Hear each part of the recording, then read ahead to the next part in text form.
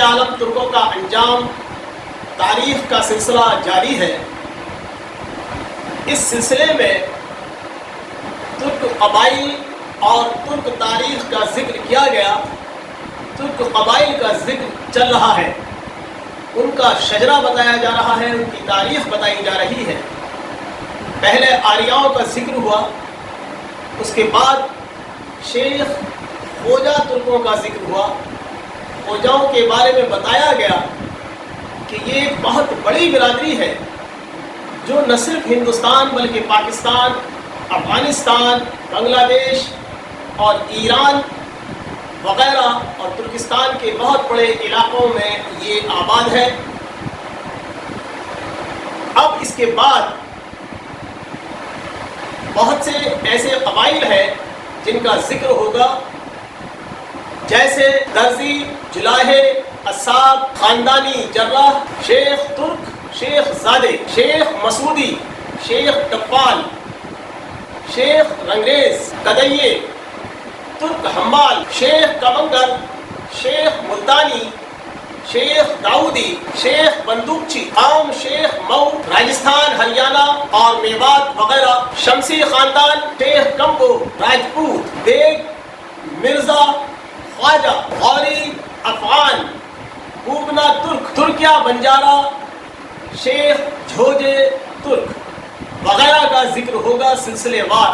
ابھی میں درزی، قصاب اور جراح قبیلوں کا ذکر کروں گا۔ یہ قوم جو درزی جراح خاندانی ہے، جو خاندانی قصاب ہے، یہ آج کے نہیں ہے، یہ 1000 سال، 800-900 سال پرانی محمود غزنوی کے دور سے چلی آ رہی برادریاں ہیں۔ اس میں سپہ سالار مسعود غازی جو فوج لے کر کے آئے یہاں ہندوستان میں، وہ زیادہ تر فوجیں، اور انہی فوجوں نے 250 سال ہندوستان میں جدوجہد کی، خود کو آباد کیا، یہاں رچے اور بسے، یہاں ترکستان کی ساری صنعت و حرفت قائم کر دی اور یہیں شادیاں کی، یہیں پر اپنے گھر اور مکان بنائے۔ سپہ سالار مسعود غازی نے جو قوم یہاں آباد کی وہ خوجہ برادری کہلاتے تھے۔ تو فوجی قانون کے مطابق ایک رجمنٹ میں ایک ہی برادری کے لوگ ہوا کرتے تھے، پہلے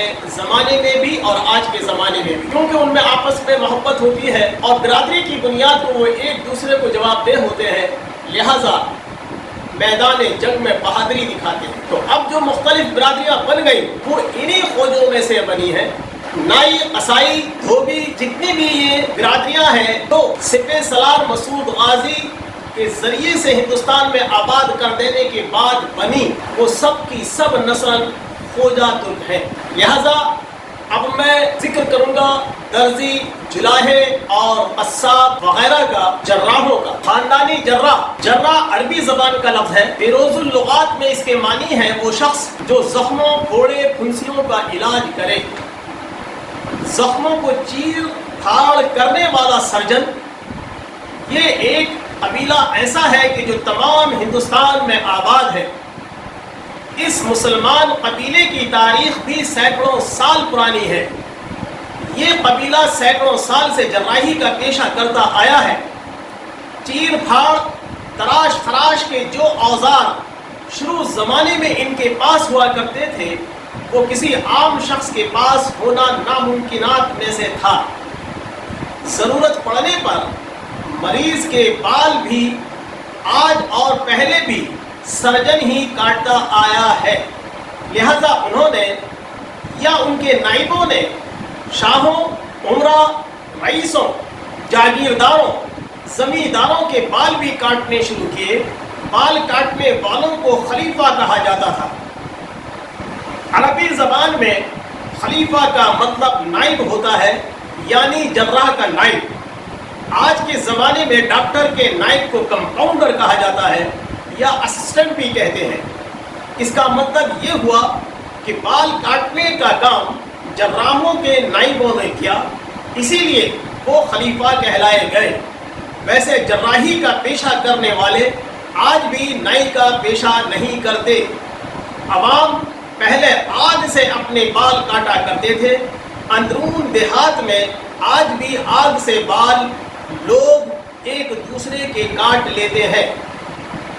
جراحی کا پیشہ کرنے والے حضرات، فوج اور عوام دونوں کی خاص ضرورت ہے۔ ایک فوج میں سینکڑوں جراح ہوتے تھے۔ تقریباً 1000 سال تک کسی نہ کسی صورت میں ہندوستان میں ترک مسلمان حکمران رہا، اسی لیے فوج میں ترک جراحوں کو ہی اہمیت ملی۔ جب جراحی کا کام ہند میں صرف مسلمان ہی کر رہے تھے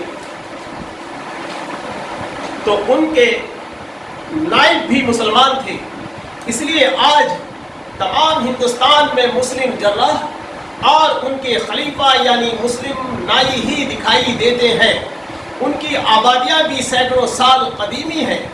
دوسری برادریوں کے افراد نے اس پیشے کو اب 19ویں صدی میں اختیار کیا ہے۔ ان تمام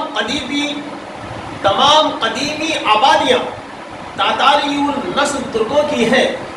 ان کی اکثریت ہند میں سلطان محمود غزنوی کے دور میں آئی ہوئی ہے۔